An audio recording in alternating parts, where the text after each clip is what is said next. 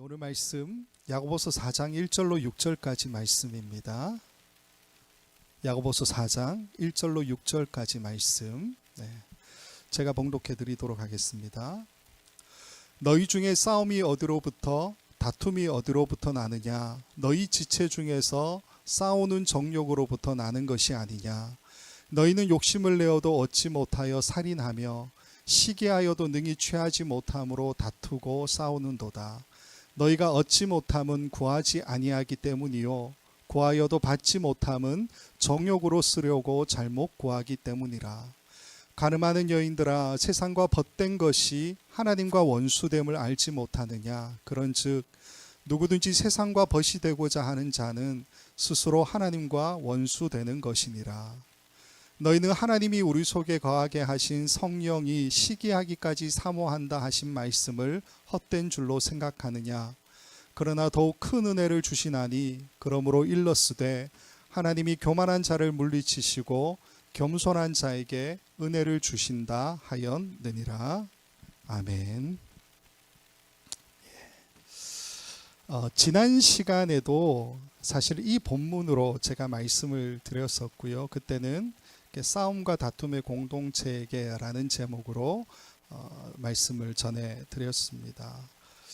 지난 시간에 했던 내용을 잠깐 간단하게 좀 살펴보면요, 1장 말미에서 이야기하고 있는 행함이 없는 믿음이라는 이야기를 야고보서의 저자가 계속하고 있죠. 그래서 2장에서는 차별에 관한 문제를 언급하고요, 3장에서는 잘못된 가르침에 대한 이야기를 언급하고, 이 4장에 와서 어떤 이야기를 하느냐, 지난번에 살펴본 것처럼 싸움과 다툼의 문제에 관해서 이야기하고 있다라는 겁니다. 그래서 4장에서 언급하고 있는 이 싸움과 다툼이라고 하는 것이 우리는 한 개인의 어떤 내적 갈등으로 볼 수 없다라고 지난번에 같이 말씀을 나누었어요. 무슨 말이냐 하면요, 너희 지체 중에 라는 말이 1절에 나오는데, 그 너희 지체 중에 라고 하는 이 말이 한 개인의 너를 가리키는지 다수의 너희를 가리키는지 명확하지 않아요.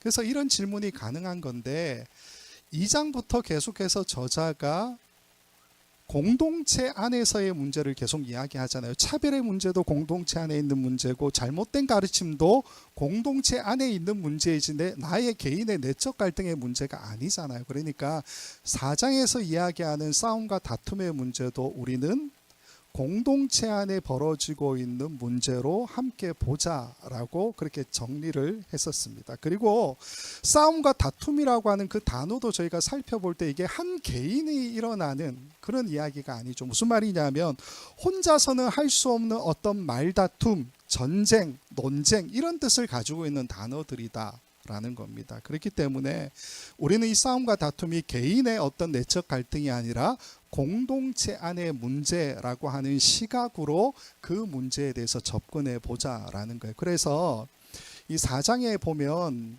그 야고보서의 저자가 싸움과 다툼이 일어나는 원인에 대해서 세 가지를 이야기합니다. 그 세 가지가 뭐냐면 정욕과 욕심과 시기, 그렇게 이야기하죠.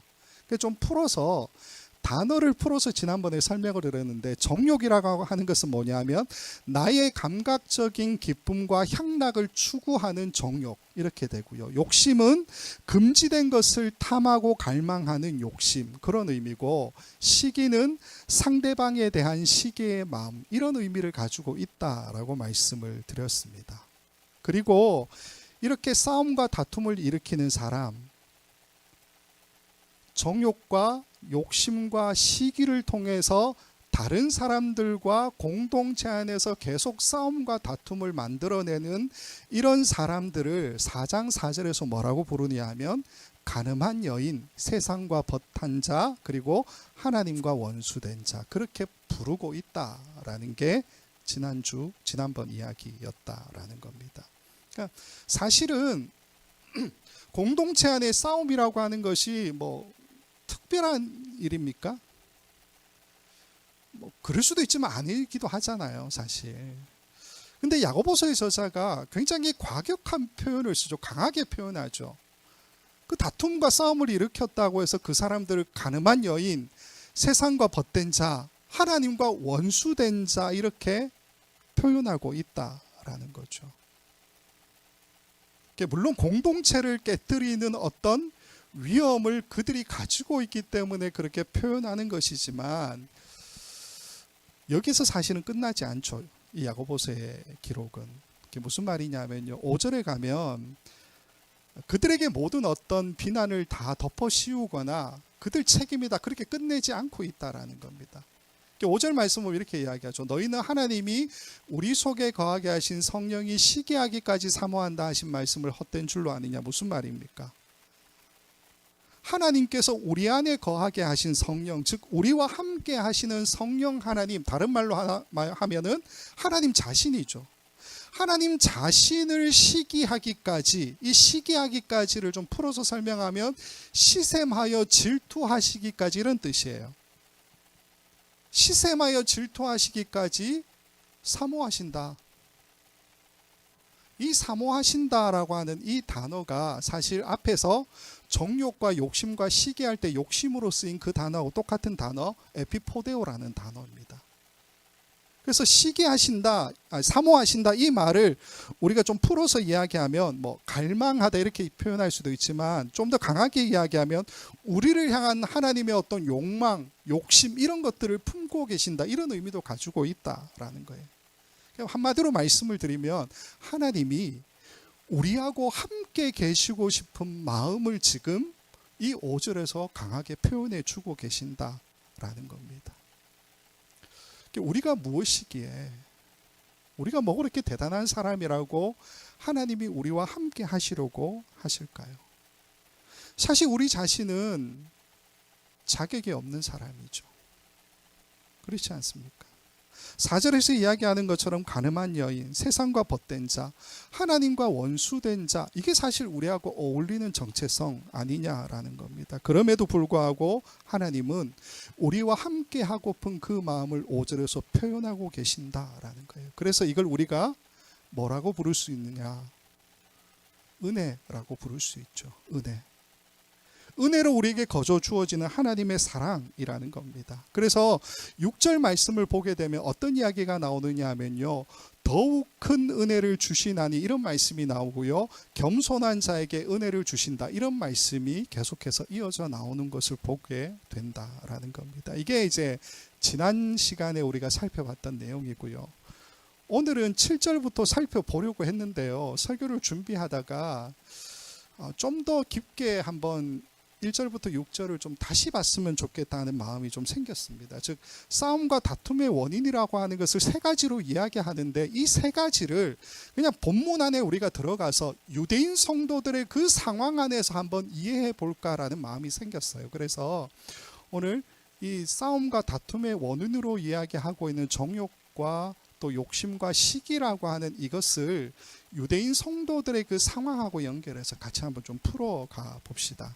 자, 다시 1, 2절을 보면 이렇게 되어 있습니다. 4장 1절 2절 너희 중에 싸움이 어디로부터 다툼이 어디로부터 나느냐 너희 지체 중에서 싸우는 정욕으로부터 나는 것이 아니냐 너희는 욕심을 내어도 얻지 못하여 살인하며 시기하여도 능히 취하지 못함으로 다투고 싸우는도다 너희가 얻지 못함은 구하지 아니하기 때문이요.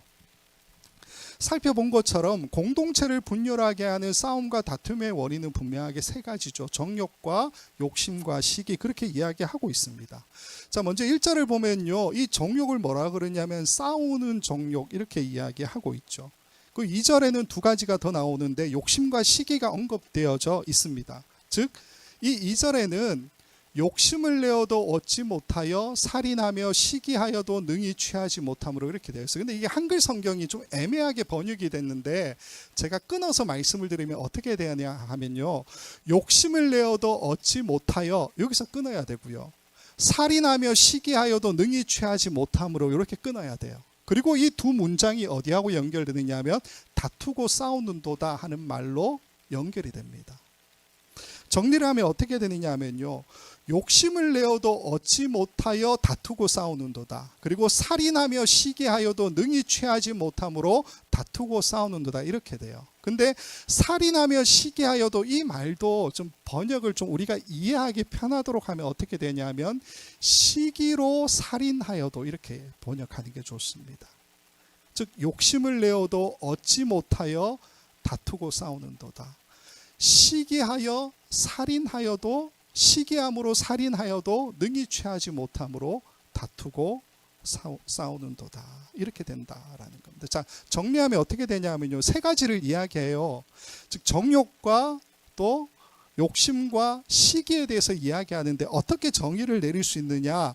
싸우는 정욕으로부터 다툼과 싸움이 나타나죠. 그리고 욕심을 내어도 얻지 못하기 때문에 다툼과 싸움이 나타나고, 시기로 살인하여도 능히 취하지 못함으로 다툼과 싸움이 일어난다. 그렇게 지금 야고보서의 저자가 우리에게 이야기해주고 있다라는 겁니다. 자, 그러면 이 세 가지 원인을 유대인 공동체, 유대인 성도들의 그 상황하고 연결하면 좀 어떻게 풀어갈 수 있느냐, 하나하나 좀 보겠습니다. 이 싸우는 정욕부터 좀 살펴보면요, 그 랄프 P 마틴이라고 하는 신학자가 그 야고보서 주석을 썼는데요, 이 사람이 마카비서라고 하는 우리는 성경으로 취급도 안 하고 부록으로도 안 봐요. 근데 카톨릭에서는 정경이 있고 외경이 있고 부록이 있는데 부록으로 취급하는 것이 마카비서인데 총 4권으로 구성이 되어 있습니다. 그 가운데서 마카비 제4서에 보게 되면요,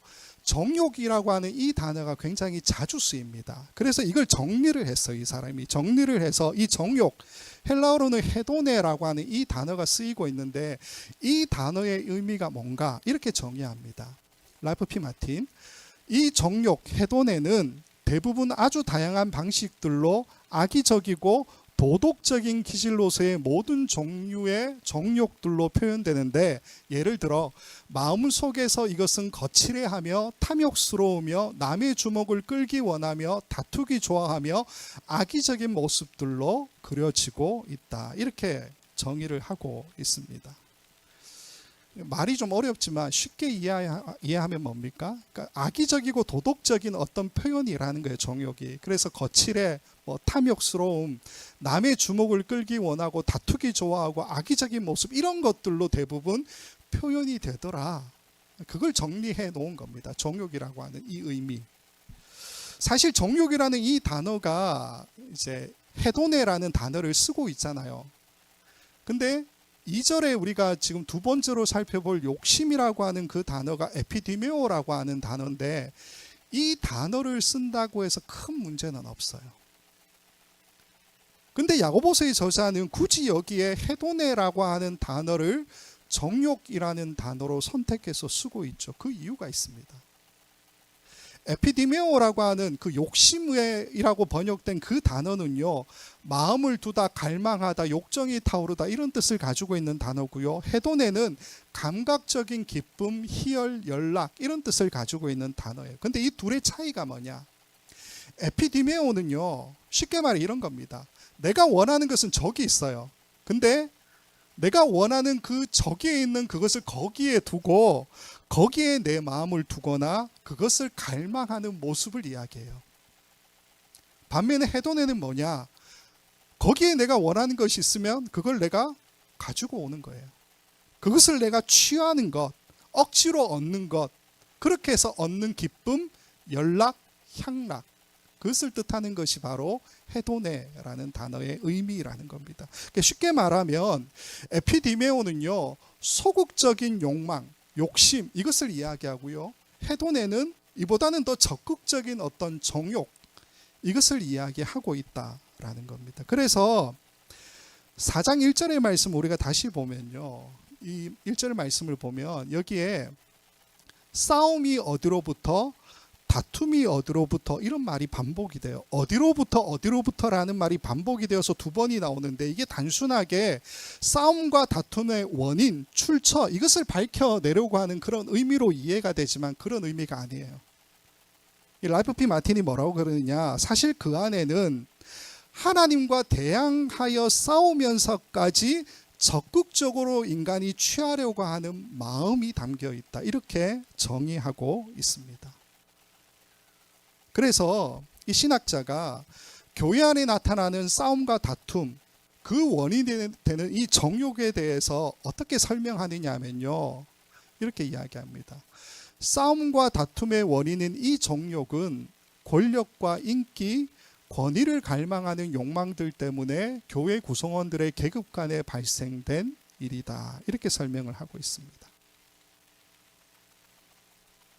무슨 말씀을 드리느냐 하면 지난 시간에 이 정욕을 나의 감각적인 기쁨과 향락을 추구하는 그런 마음, 이런 것들로 정욕을 해석했잖아요. 근데 이게 야고보서가 지적하고 있는 정욕의 정확한 핵심을 우리가 이야기하자라고 말씀을 드리면 더 적극적으로 하나님과 대항하여 싸우면서까지 인간이 취하고자 하는 마음이라는 거예요. 그 마음이 어떤 마음입니까? 권력과 권위, 인기를 갈망하는 욕망들이라는 겁니다. 이러한 욕망들, 정욕 때문에 교회 공동체가 싸움이 일어나고 다툼이 나타나고 있다라는 거죠. 우리가 알아야 될 사실 중에 하나는 뭐냐면요, 유대인 성도들의 공동체는 유대교의 유산을 어느 정도 계속해서 유지하고 이어받고 있다라는 겁니다. 즉 율법을 지키고 할례를 받고 이렇게 하죠. 안식일마다 회당에 모여서 예배를 드리기도 하고요. 또 그들의 예배가 유대교의 형식을 벗어나느냐? 아니요, 그렇지 않아요. 대부분 초대교회 안에서 유대인 성도들의 이 공동체는 유대교 형식의 예배를 계속해서 지향했었다라는 겁니다. 이게 일반적인 유대인 성도들의 교회의 모습인데, 이 말은 곧 우리에게 뭘 이야기하느냐 하면요, 유대교가 가지고 있는 관습, 계급, 이런 것들이 그대로 전수가 되어지고 있다라는 이야기라는 거죠. 그러니까 제사장과 일반인들이 분명히 구별되잖아요, 유대교에서는. 마찬가지로 그것이 구별된다라는 겁니다. 가르치는 자와 듣는 자가 구분이 되고요. 예배 때에는 두루마리 성경을 주로 읽는데 그 두루마리 성경을 만질 수 있는 사람과 만질 수 없는 사람이 구분이 되죠. 예배를 인도하는 자와 예배에 참여하는 자가 철저하게 구분이 되는 것이 유대교식의 예배라는 겁니다. 이 구별이 나중에는 구분이 되고요. 신분의 차별이 되고 계급이 되는 그러한 구조. 그게 유대교가 가지고 있는 모습이라는 거죠. 유대인 성도들의 공동체 안에 이러한 모습들이 있었다라는 거고요. 이러한 모습이 있다라는 것은 자연스럽게 우리가 무엇을 추구하게 된다라는 것을 이야기하느냐 하면 뭡니까? 구별과 구분과 차별과 계급이 존재하면 당연히 우리의 본성은 어디로 갑니까? 높이 올라가려고 하죠. 다른 사람들을 내 발 아래 놓고 지배하려고 하는 모습들로 가게 되어져 있다라는 겁니다. 그러니까 지금 그 야고보서의 저자가 첫 번째로 이야기하는 정욕이라고 하는 것은 그 마음을 우리에게 표현해 주고 있다라는 겁니다. 더 높은 자리에 가고 싶고, 내가 더 돋보이고 싶고, 내가 더 중요한 사람이 되고 싶은 그 마음, 그 마음을 하나님과 대항하여 싸우면서까지 취하고자 하고 있다는 거예요. 이걸 하도네라고 하는 단어를 써서 보다 더 적극적으로 권력과 인기와 권위를 누리고자 하는 갈망, 그걸로 정욕이라고 하는 것을 표현해 주고 있다라는 겁니다. 사실 우리 교회들 안에 헤게모니 싸움이 굉장히 많잖아요. 헤게모니 싸움. 안타깝게도 제가 또 그 헤게모니 싸움에 또 눈치가 아주 빠른 사람 중에 한 명입니다. 저희 아내가 좀 인정을 하는데, 소위 말해 교회들 안에 우위를 점하는, 어떤 정치적인 우위를 점하기 위한 그런 눈치 싸움, 교회 상당히 많아요. 교회 안에 그런 이야기가 있죠. 선거철이 되면, 큰 교회들 주로 선거철이 되면 굉장히 좀 인기 있는 봉사 직분들이 굉장히 치열합니다. 경쟁이. 어떤 직분이, 어떤 봉사 파트가 굉장히 치열하냐 하면요, 이걸로 이제 우리 이모 대통령이 이제 장로가 되셨다 그렇게 알려져 있죠. 사람들을 많이 만날 수 있는, 대부분 주차 안내 혹은 본당 예배에 이제 자리 안내해 주시는 분들, 이런 분들이에요. 왜 이런 자리가 치열합니까? 그러니까 교회의 선거는요, 우리 일반 사회의 선거처럼 뭐 대자보 부추 그렇게 못해요. 못하기 때문에 선거 당일 날에 보통 투표 용지를 주게 되면 그 투표 용지에 사람 얼굴과 이름만 나와요. 그러니까 사람들이 주로 어떻게 찍느냐 하면 내가 자주 본 사람을 찍게 되어 있죠. 그 사람이 봉사하고 있으면 더더욱. 아침마다 운전해서 교회 주차장으로 들어갈 때 항상 그 앞에서 인사하고 안내해 주는 분들. 교회 본당에 들어가려고 하는데 자리 안내해 주려고 하는 분들, 당연히 그런 분들의 그런 어떤 인격의 됨됨이는 둘째고요. 내가 아는 얼굴이 그 얼굴이니까 당연히 찍게 되어 있다라는 거예요. 그래서 선거철 말 되면 매년 초에 이제 직분 이제 발표하잖아요. 그러면 주차 봉사, 뭐 본당 안내, 치열한 경쟁률을 가지게 되어 있다라는 겁니다. 그러니까 봉사자가 필요한 교회, 교회는 봉사자가 필요하잖아요. 명예가 필요한 어떤 한 개인들, 이 욕망이 서로 톱니바퀴가 잘 물려서 돌아가는 모습이라는 거예요. 오늘 본문으로 이야기하면 하나님과 대항하여 싸우면서까지 취하려고 하는 어떤 인간의 욕망들, 그 정욕의 모습이 교회 안에 나타나고 있고, 이걸 통해서 교회가 싸움과 다툼이 나타난다라는 거죠. 사실 봉사는, 섬김은 누가 알아주지 않고 그냥 하나님만 아신다면 그걸로 만족할 수 있는 것 아니겠습니까? 근데 우리가 그렇지 못하다라는 것을 야고보서의 저자가 우리에게 지적해 주고 있다라는 겁니다.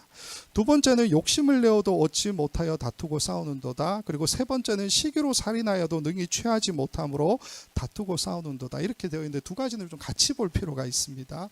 왜 그러냐면 이 두 가지는 우리가 약간의 상상력을 좀 동원할 필요가 있습니다. 무슨 말이냐면요, 아마도 유대인 성도들이 이 편지를 받았잖아요. 받았을 때에 욕심을 내어도 얻지 못하여 다투고 싸우는도다, 시기로 살인하여도 능히 취하지 못함으로 다투고 싸우는다, 이렇게 이야기했을 때 그들 마음 가운데에 어떤 역사적인 사건들이 분명히 떠올리지 않았을까 하는 생각이 든다는 겁니다.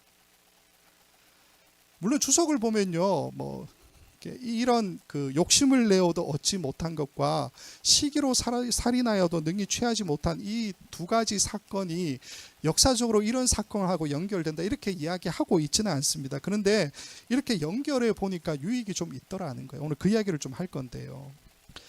욕심을 냈다가 실패해서 다투고 싸운 사건, 시기로 살인했다가 취할 것을 취하지 못하여서 다투고 싸웠던 사건, 이렇게 이야기하면 우리는 두 가지가 생각이 나죠. 앞에 거는 아간의 범죄 사건, 뒤에 거는 가인과 아벨의 사건, 이 두 가지가 생각이 난다라는 겁니다. 하나하나 좀 볼게요.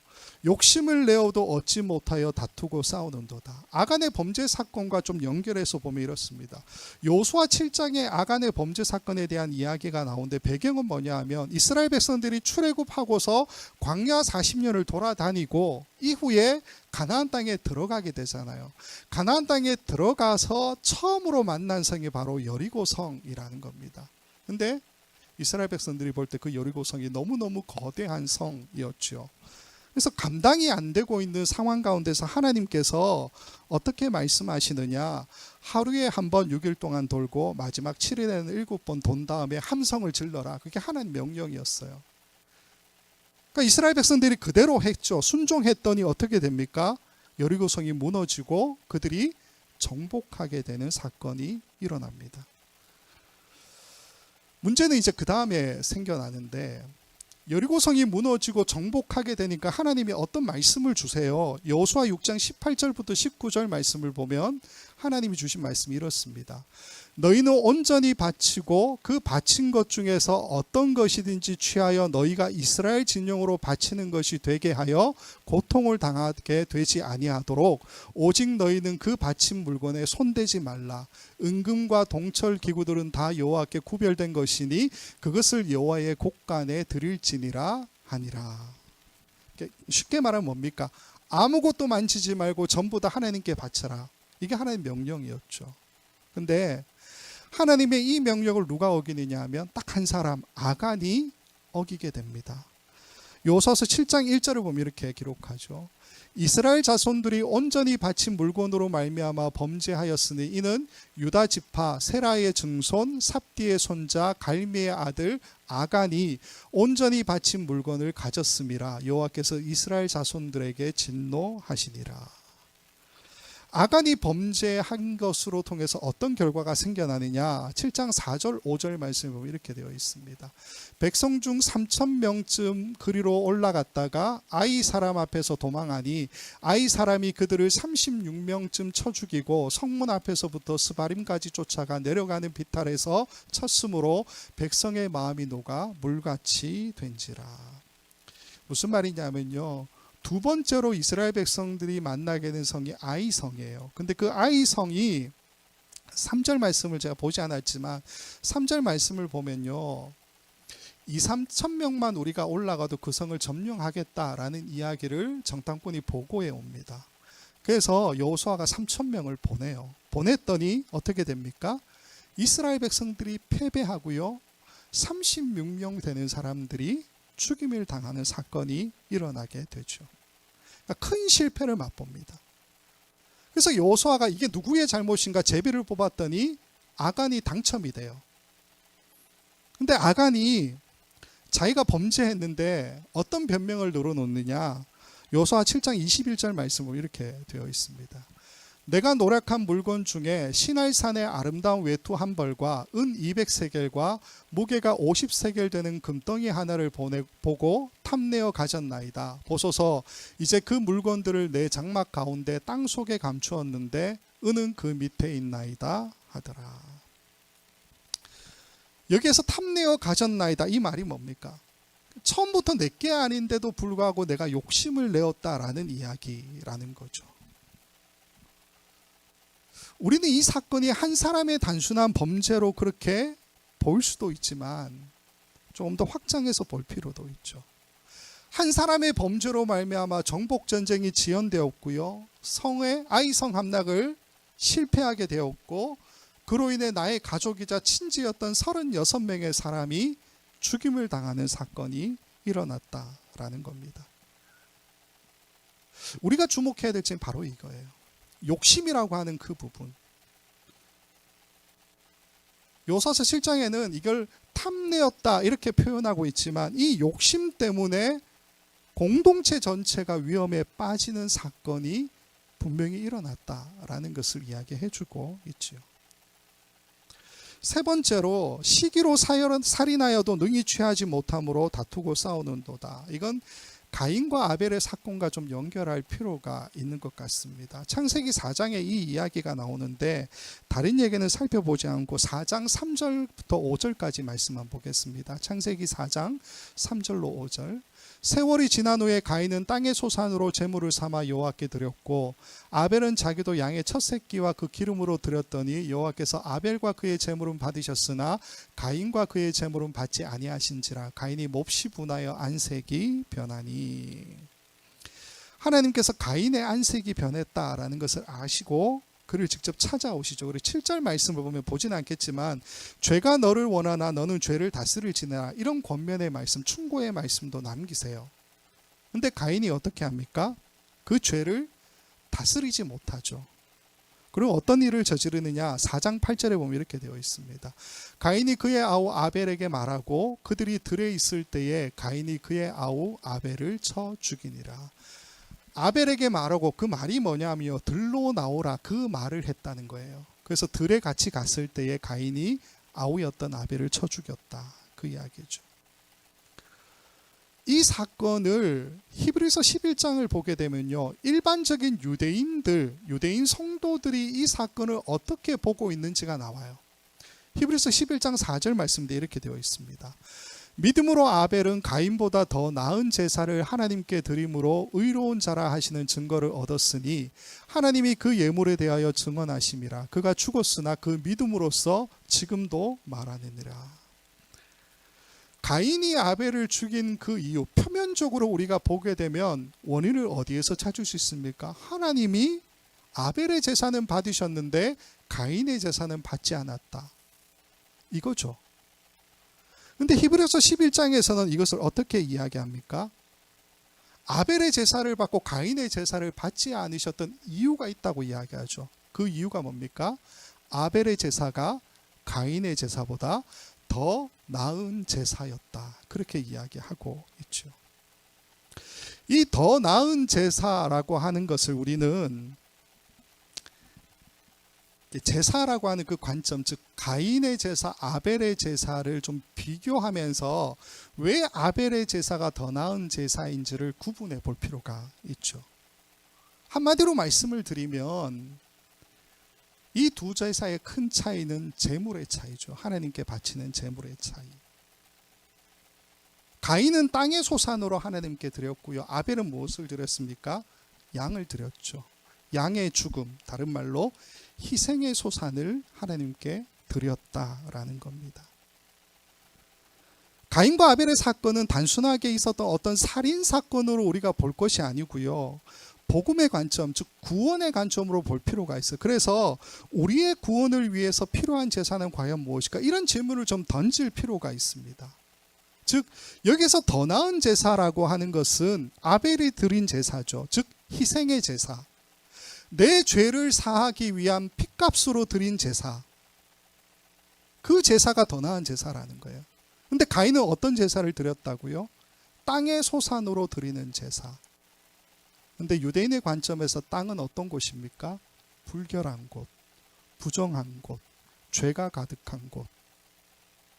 무슨 말이냐 하면요, 가인이 하나님께 드렸던 이 땅의 소산이라는 것은 다른 말로 이야기하면 죄의 소산으로 하나님 앞에 드렸다라는 의미라는 거예요. 그래서 하나님이 안 받으셨다.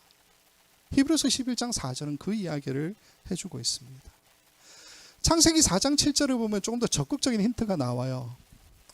이렇게 되어 있습니다. 네가 선을 행하며 어찌 낯을 들지 못하겠느냐. 선을 행하지 아니하면 죄가 문에 엎드려져 있느니라. 죄가 너를 원하나 너는 죄를 다스릴지니라. 이 죄라고 하는 부분에 땅을 다 집어넣어도 의미가 통합니다. 선을 행하지 아니하면 땅이 문에 엎드려 있느니라. 땅이 너를 원하나 너는 땅을 다스릴지니라. 무슨 말이냐 하면요, 가인이 아벨을 죽인 이유는 아까 본 것처럼 표면적으로는 하나님이 아벨의 제사는 받고 가인의 제사는 안 받은 거죠. 그러나 그 이유가 분명히 존재한다라는 겁니다. 가인이 바친 그 소산은 땅의 소산, 죄의 소산이었기 때문에, 다른 말로 하면 뭐냐 하면요, 이 창세기 4장 7절이 말해주고 있는 것처럼 가인의 삶 자체가 죄가 문 앞에 엎드려져 있고 죄를 원하는 삶을 살고 있었다는 거죠. 그 삶인데, 선이 없는 삶인데 하나님이 그 제사를 받으셨겠느냐라는 것을 이야기하죠. 근데 가인은 아벨의 제사만 받으시는 하나님을 보고 시기하죠. 그리고는 하나님도 보지 않고 다른 사람도 볼 수 없는 들로 아벨을 불러내어서 그를 쳐 죽였다라는 겁니다. 문제는 가인에게 있는데, 가인은 아벨에게, 하나님에게 원인을 찾고 있죠.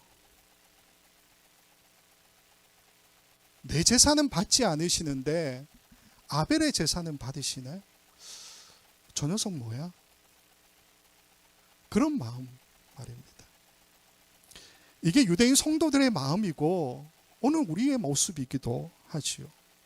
한마디로 말씀을 드려서 가인의 마음을 품은 사람들, 죄에서 떠나지 못하고 끊임없이 잘못의 오류를 하나님과 타인에게서 찾고 있는 이 모습, 이것 때문에 공동체의 싸움과 다툼이 나타나고 분열되는 역사들이 일어난다라는 겁니다. 라프 피 마틴이라는 신학자가 이 살인에 대해서 이런 설명을 해주고 있습니다. 어떤 설명이냐면 이렇게 되어 있어요.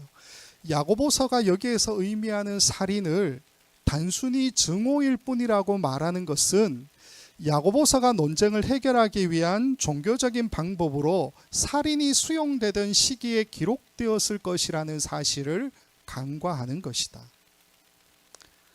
신학자들은 말을 다 이렇게 어렵게 써요. 그리고 이걸 또 번역하는 분들도 또 어렵게 번역을 하세요. 그러니까 대충 이해를 하시고 제가 설명을 드릴게요. 무슨 말이냐면요, 이 편지의 배경이 되는 시대는 언제입니까? 로마가 세상을 지배하는 시대죠. 로마는 팍스 로마나, 무슨 말입니까? 칼과 방패로 평화를 사는 시대. 그게 팍스 로마나잖아요. 그러니까 살인이라고 하는 것이 물론 이제 죄로 취급이 되고요, 중범죄로서 이렇게 당연히 벌을 받게 되어 있지만, 누군가가 나를 해코지하면 칼로 푹 찔러 죽이는 것이 가능한 시대가 로마 시대였다는 겁니다. 그러니까 오늘날로 해석하면 안 돼요. 우리의 도덕적인 관념으로 해석하면 안 된다라는 겁니다. 로마를 다스렸던 원로원들도 서로 서로를 찔러 죽였잖아요. 왜요? 쿠데타로 황제가 되고 싶어서. 원로원도 그러는데 일반 평민들은 어떻겠습니까? 그러니까 살인이라고 하는 이것이 원한을 갚거나 정의를 실현하는 하나의 방법이라고 하는 것이 인정이 되는 그런 시대라는 거예요. 이게 로마 사회인데, 그러면 이 편지를 받아보는 유대인 사회는 어떨까요? 유대인 성도들은 과연 다를까요? 우리가 알다시피 유대인들은 율법을 지키기 때문에 굉장히 도덕적 관념이 기준이 높다, 그렇게 알고 있잖아요. 그러니까 살인이라고 하는 것에 대해서 율법에서도 분명히 금하고 있기 때문에 유대인들은 철저하게 그것을 거부했을 것이다 생각할 수 있지만 그게 아니에요. 예를 들어 설명을 드리면요, 예수님 당시에 독립운동을 굉장히 활발하게 했던 사람들 중에 열심당원이라는 사람들이 있습니다. 이 사람들은 살인에 대해서 굉장히 좀 너그러웠어요. 무슨 말이냐면 자신들의 목적, 그 목적이 뭡니까? 민족의 독립이잖아요. 유대 민족의 독립을 위해서는 살인을 해도 된다는 입장이었어요. 그래서 이 사람들은 늘 품에다가 짧은 칼을 늘 품고 다녔다라고 알려져 있습니다. 왜요? 유대인들 괴롭히는 로마 관료들이나 혹은 로마 편에 서서 아부를 떠는 자기의 동족인 유대인들을 죽이기 위해서 늘 품에 짧은 칼, 단도를 가지고 있었다라고 알려져 있다라는 겁니다. 쉽게 말씀을 드려서 유대인 사회 안에서도 살인이라고 하는 이것이 자신들의 사명을 완수하는 수단으로서 충분히 가치가 있고 정당성이 있다고 보는 입장이 분명히 있었다라는 거예요.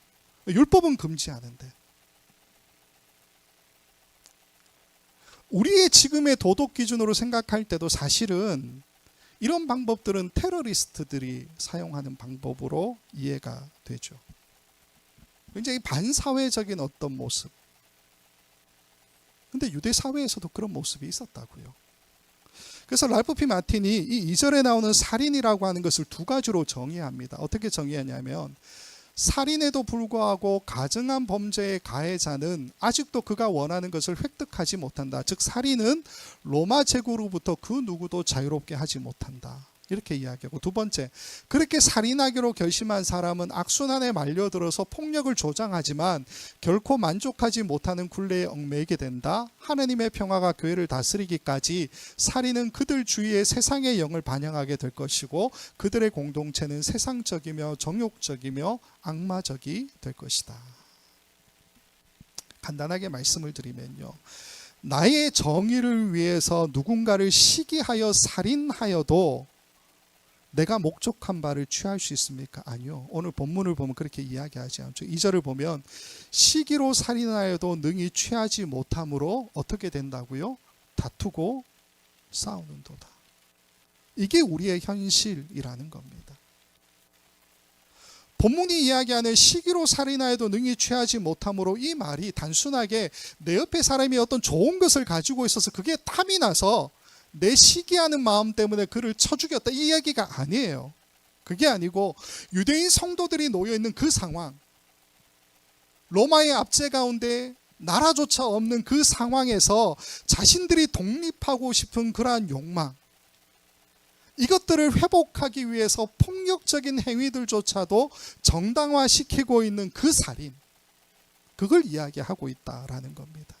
근데 그렇게 시기로 살인하여도 취한다고요? 아니요. 역사적으로 우리가 알고 있지만 로마가 지배하는 시대 내내 유대 사회는 결코 회복되지 못하죠. 이후에도 못하지 않습니까? 나중에 2차 세계대전 끝나고 난 다음에야 이스라엘이라고 하는 나라가 생길 뿐이죠. 여전히 목적한 바를 이루지 못한 이 살인 때문에 공동체는 싸움과 다툼 속에 분열되어져 가고 있었다라는 겁니다. 자, 정리하면요, 공동체를 깨트리는 세 가지 원인으로 야고보서의 저자는 분명하게 정욕과 또 욕심과 시기, 이 세 가지를 이야기해요. 근데 이 세 가지를 우리가 좀 간단하게 정리하면 이렇습니다. 정욕은 더 높은 자리, 더 돋보이는 자리, 더 중요한 사람이 되려고 하는 자리에 오르려는 내 마음으로 하나님과 대항하여 싸우면서까지 우리가 취하고자 하는 권력과 인기와 권위를 갈망하는 욕망, 그것을 의미하고요. 욕심은 아간의 탐심처럼 처음부터 내 것이 아닌데도 불구하고 욕심을 내어 나 때문에 공동체의 누군가가 죽임을 당하기까지 공동체 전체를 위험에 빠뜨리는 그 욕심을 이야기하고요. 살인은 로마의 압제로부터 벗어나기 위해서 그들 스스로 정당화했던 살인을 이야기하지만, 그렇게 정의의 수단으로 살인을 저질렀어도 그들이 원하는 것을 능히 취하지 못하고 서로 싸우고 다툰다. 그 이야기를 우리에게 해주고 있다라는 겁니다. 정리를 했으니까 우리 교회를 좀 봅시다. 우리가 몸담은 교회를 생각해 보면 우리는 그렇게 이상을 가지고 있죠. 교회는 어떤 야심과 욕망과 어떤 그런 목적에 의해서 끌려가는 것보다 더 순수한 어떤 이유로 그렇게 나아간다. 우린 그렇게 기대하고 있잖아요. 그런데 현실에 우리 교회들은 그렇지 않죠. 에베소서 4장 11절 말씀을 보면 이런 말씀이 있습니다. 그가 어떤 사람은 사도로, 어떤 사람은 선지자로, 어떤 사람은 복음 전하는 자로, 어떤 사람은 목사와 교사로 삼으셨으니. 바울 사도가 이야기하는 건데요. 어떤 사람은 사도로, 어떤 사람은 선지자로, 어떤 사람은 복음 전하는 자로, 어떤 사람은 목사와 교사로 삼으셨다. 고린도서 12장 8절부터 11절에도 똑같은 이야기가 나오는데, 즉 한 공동체 안에는 각자가 받은 은사에 따라서 다양한 직무와 직분을 소화하는 사람들로 구성이 되어져 있다. 그 이야기를 하고 있잖아요. 그러니까 이상적인 교회라고 이야기하면 이런 사람들이 함께 어우러져서 하나님 나라를 이루는 것, 그거죠. 그런데 우리의 현실은 뭡니까? 이런 사람들이 함께 모여 어우러져서 싸움과 다툼을 일삼고 있죠. 그게 우리의 교회의 현실이라는 겁니다. 그러면 믿음이 없어서 그런 걸까요? 믿음이 부족해서 이런 현상이 나타나는 걸까요? 에베소서 4장 11절의 이 말씀이나 고린도전서 12장에 나오는 은사를 따라 교회 안에 섬기는 그 사람들의 모습을 보면요, 다 뚜렷한 목적의식을 가지고 교회를 위해서 나름 헌신하는 사람에 대한 이야기예요. 믿음이 없는 사람이 아니라는 겁니다. 근데 왜 그들이 모여있는 그 공동체가 싸움과 다툼이 나타납니까? 자기가 받은 은사를 따라 다른 사람들을 섬기는 더 낮은 자료로 내려가면 그만인데, 내려가야 하는데, 그 은사를 받은 자가 어떤 모습이라고요? 남들보다 내가 더 높은 자리, 내가 더 돋보이는 자리, 내가 더 중요한 사람이 되는 그 자리로 오르려고 하죠. 각자의 소견에 옳은 대로 행하는 그 모습, 내가 정의하는 기준에 따라서 다른 사람들을 비난하고 판단하는 그런 모습, 그것 때문에 싸움과 다툼이 나타나지 않느냐. 믿음이 없어서가 아니고요, 내가 나름 정의의 선에 서 있다, 편에 서 있다, 내가 옳다라고 하는 그 생각과 행동 때문에 교회 안에는 끊임없이 싸움과 다툼이 일어난다라는 겁니다. 교회 안에서 일어나는 대부분의 일들은요, 진리하고는 상관이 없어요. 다 보면 내 기준이에요. 내 기준, 내 판단. 저희 교회도 그런 경우가 있었지만, 목사님 가운을 입고 안 입고 그게 왜 그렇게 중요합니까? 교회 예배 드리고 난 다음에 점심을 먹느냐 안 먹느냐, 그게 왜 그렇게 중요할까요? 돼지고기를 먹어도 되냐 안 먹어도 되냐, 목사님 여러 번 얘기하셨죠. 큐티를 해야 되느냐 말아야 되느냐, 11조를 하느냐 마느냐. 물론 안 하는 것보다 할 때 유익이 있을 수도 있어요. 그러나 그것을 내가 기준으로 삼고 그걸로 다른 사람들을 판단하면 안 된다는 거예요. 그게 기준이 되어서 다른 사람들을 판단할 때에 누군가는 공동체 안에서 소외되고 헌신을 강요당하죠. 헌신을 강요당하는 사람은 당연히 마음의 상처를 받습니다. 교회가 그런 사람들이 점점 늘어나면 에너지를 쏟아야 할 곳에 에너지를 쏟지 못하게 되죠. 이거는 문제가 아니냐라는 겁니다. 얼마 전에 제가 TV를 프로그램을 봤는데, 그 프로그램 안에 있었던 그 이야기 조금 이따 할 건데요.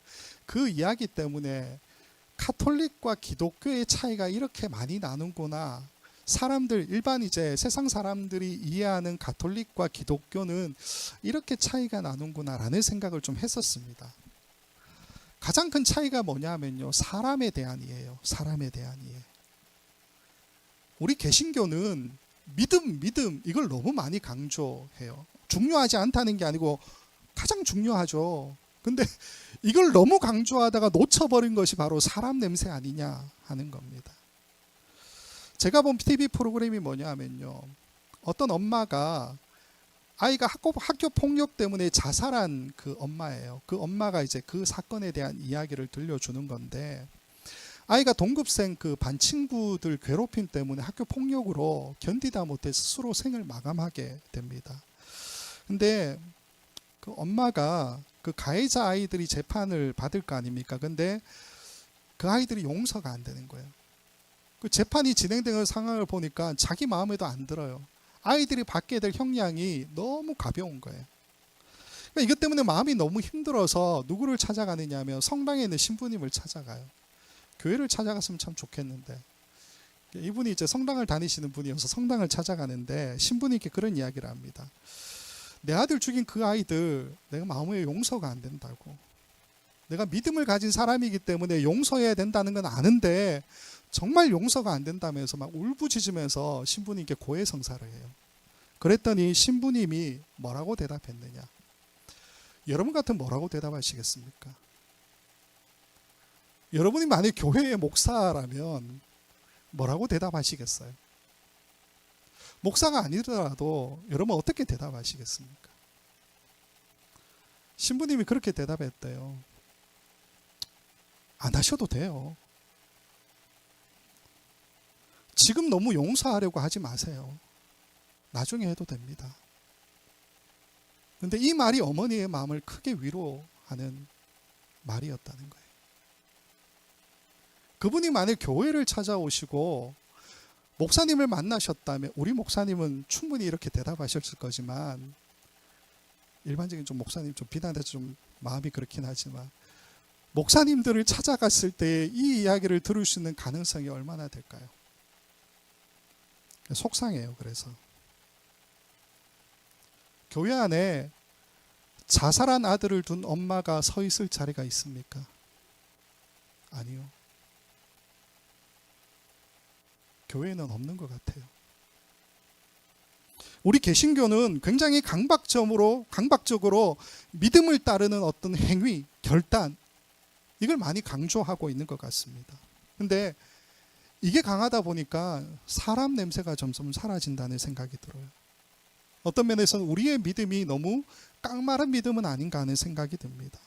예수님도 나사로가 죽었을 때에 그 두 누이를 위로하셨죠. 따로 혼자 울기도 하셨던 그 모습을 성경에서 보여주십니다. 예수님 사역 내내 고통당하고 아파하는 사람들, 그들의 아픔을 충분히 공감하시는 분이셨고요, 위로하시는 모습으로 우리에게 보여지고 있죠. 근데 왜 우리는 그 사람 냄새를 중요하게 생각하지 않을까요? 물론 우리가 가톨릭에서 분리되어 나올 때에 오직 믿음으로 그걸 이제 캐치플랜으로 걸고 나왔기 때문에 그게 중요하죠.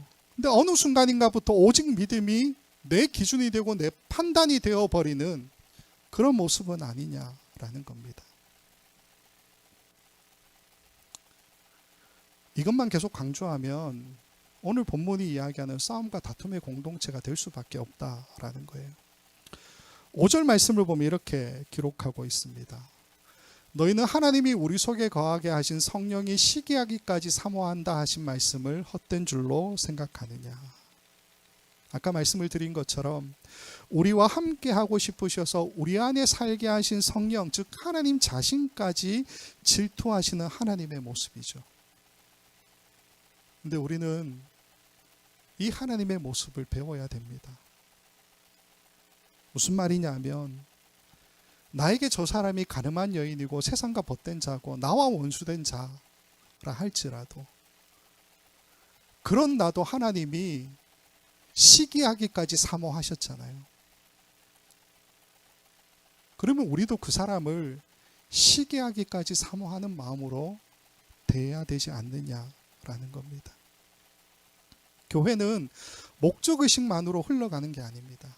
예전에 목적이 이끄는 삶이라고 해서 목적 30일, 목적 속으로 목적 해가지고 어떤 행사들이 교회를 강타한 적이 있었어요.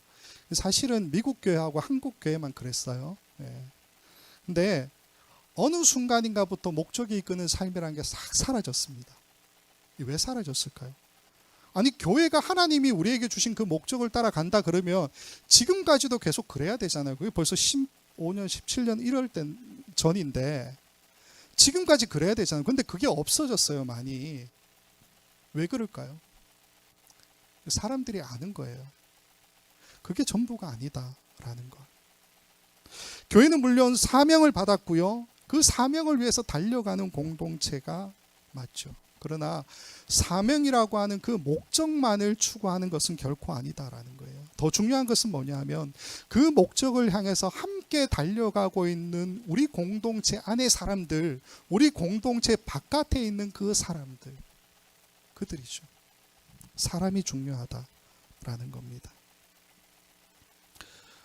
우리의 교회는 정욕과 욕심과 시기가 이끄는 교회, 즉 목적을 향해서만 달려가는 교회가 되지 않았으면 좋겠습니다. 6절 말씀 보면 이렇게 기록하죠. 그러나 더욱 큰 은혜를 주시나니 그러므로 일렀으되 하나님이 교만한 자를 물리치시고 겸손한 자에게 은혜를 주신다 하였느니라. 6절에서 이야기하는 것은 뭐냐 하면요, 은혜가 이끄는 공동체, 그걸 이야기하고 있다는 겁니다. 나 같은 사람도 마음에 품고 끝까지 사랑하시려고 하시는 하나님의 시기하기까지 사모하시는 그 마음, 그 마음을 닮아가는 사람들이 함께 만들어가는 공동체, 그 공동체가 어떤 공동체냐? 은혜가 이끄는 공동체라는 겁니다. 간절히 바라기는 저와 여러분 모두가 지금도 여전히 세워가는 우리의 공동체는 은혜가 이끄는 공동체가 되었으면 좋겠습니다. 서로를 용납하고 끝까지 사랑하는 그 모습으로 함께 가는 저와 여러분 모두가 되기를 주님의 이름으로 간절히 축원을 드립니다. 기도하겠습니다. 하나님, 에베소서 4장 1절 6절까지의 말씀을 다시 한번 봤습니다. 공동체의 싸움과 다툼이 나타나는 그 원인, 정욕과 욕심과 시기에 대한 그 이야기를 다시 한번 보았습니다.